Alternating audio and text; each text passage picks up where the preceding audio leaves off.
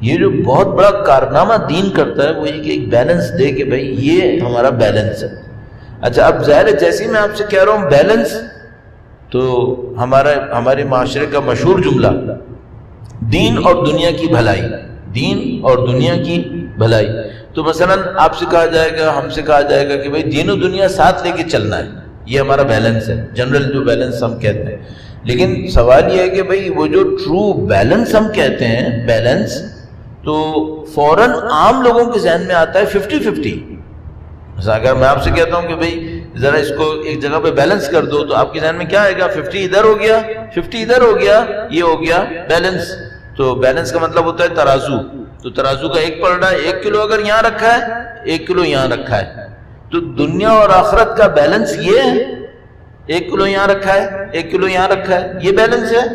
نہیں، قطعاً نہیں ہے، یہ بیلنس نہیں ہے. تو مثال کے طور پر جتنی اہمیت آپ دنیا کو دیں اتنی اہمیت آخرت کو دیں، یہ ہو گیا آپ کا بیلنس. نہیں، یہ بیلنس نہیں ہے، یہ تو بہت ہی خراب ہو گیا. یہ کیوں خراب ہو گیا؟ کیوں یہ بیلنس نہیں ہے؟ جبکہ دیکھنے میں تو اچھا لگ رہا ہے کہ بھئی آپ دیکھیں نا، آپ کچھ مثلا کہتے ہیں جسٹس، تو اس کے نام پہ ایک ترازو نظر آتا ہے. اب اس ترازو میں ایک طرف جتنا پلڑا پہ رکھیں گے دوسری طرف بھی اتنا ہی رکھیں گے، صحیح ہے.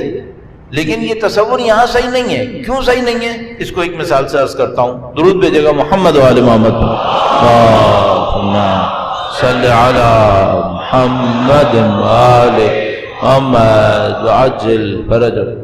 یہ مثال وہاں تو صحیح ہو سکتی ہے جب دونوں چیزوں کی نیچر، ریالٹی، جس کو ہم لوگ ٹیکنیکلی ماہیت کہتے ہیں، دونوں کی ماہیت ایک ہی ہے. مثلا 1 کلو سونا 1 کلو سونا، 1 کلو چاندی 1 کلو چاندی، 1 کلو لوہا 1 کلو لوہا.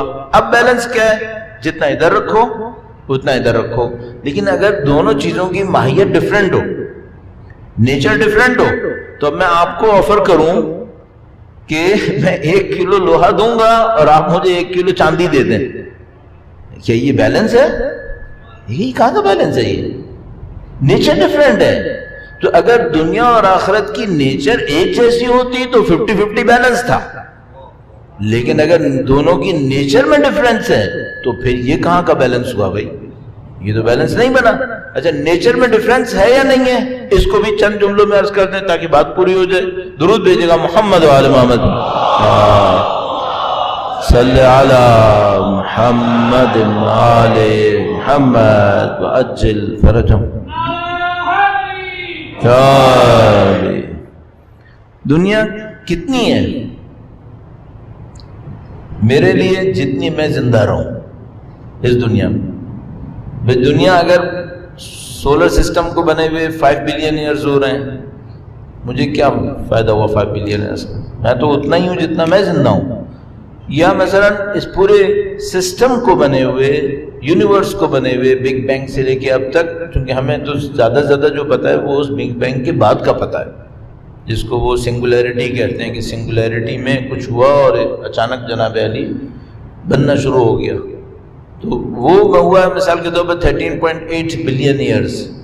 تو اگر وہ لیں تب بھی 13.8 بلین ایئرز. سولر سسٹم لیں اراؤنڈ 5 بلین ایئرز. لیکن اس سے مجھے کیا اثر ہوگا؟ میری دنیا کتنی ہے؟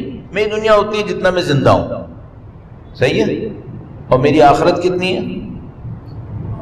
جتنا میں زندہ ہوں، جتنا میں زندہ ہوں. اور وہاں کتنا زندہ ہوں؟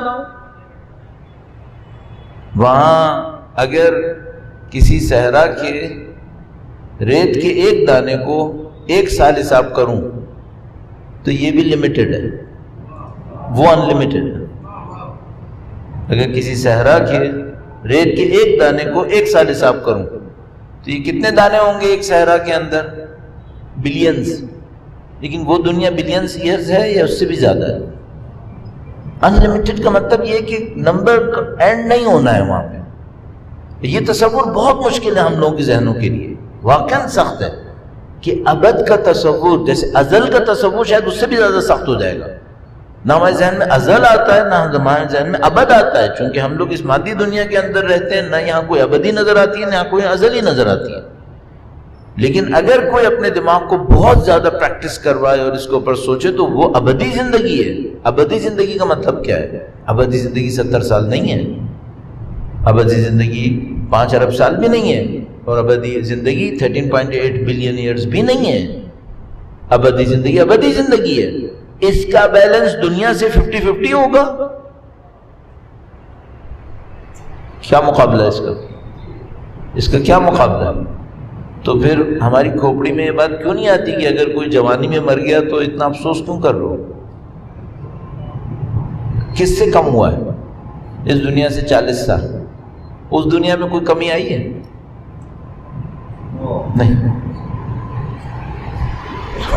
نہیں سمجھ میں آتا